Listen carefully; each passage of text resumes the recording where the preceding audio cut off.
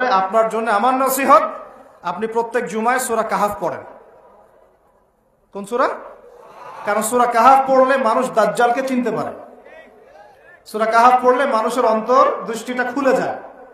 কারণ ওখানে মূসা এবং খিদির আলাইহিস সালামের যে ঘটনা আছে, ওই ঘটনা আপনাকে চিনাই দিবে কোনটা হক কোনটা বাতিল।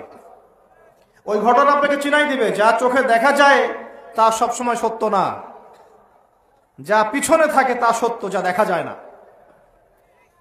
বুঝতে পারছেন না কথা? মনে হয় নৌকা কেন ফুটা করলেন জিজ্ঞাসা করছেন খিদির, মূসা আলাইহিস সালাম। বাচ্চা কেন হত্যা করলেন জিজ্ঞাসা করছেন খিদির, মূসা আলাইহিস সালাম। দেয়াল কেন নির্মাণ করলেন জিজ্ঞাসা করছেন কে? মূসা আলাইহিস সালাম। তিনি নবী হয়েও বুঝতে পারছেন না কেন ঘটনাগুলো ঘটলো।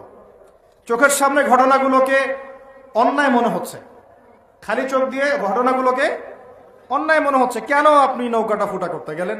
তারা আমাদেরকে নদী পার করায় দিল। কেন একটা নিষ্পাপ বাচ্চাকে হত্যা করলেন? কেন দেয়ালটা নির্মাণ করার কি দরকার ছিল? তো বাইরের চোখ দিয়ে এই তিনটা ঘটনাকে মনে হচ্ছে অন্যায়, খারাপ, ভুল, মিথ্যা, তাই না? কিন্তু সত্যিকারের সত্যটা কি ছিল? খিদির আলাইহিস সালাম বললেন, নৌকা ফুটা না করলে জলদস্যু নিয়ে চলে যেত। তুমি বুঝতে পারো নাই, এই বাসিরা আল্লাহ আমাকে দিয়েছে। এই বাচ্চাকে হত্যা না করলে বাচ্চা বড় হয়ে অনেক বড় কাফের হতো, পিতা মাতাকেও কাফের বানাতো। আমাদের শাহবাগী জেনারেশনের মতো নিজেও কাফের হবে, জেনারেশনকেও কাফের বানাবে। আর তাদেরকে যারা শিক্ষিত করছে আর কি বিভিন্ন বিশ্ববিদ্যালয়, আমি ওপেন চ্যালেঞ্জ করেছি একদিন, এই সমস্ত টিচারদেরকে আপনি একটা জায়গায় বসান, যদি বসাতে পারেন, জাস্ট তাদের কোরআন তেলাওয়াত চেক করবেন।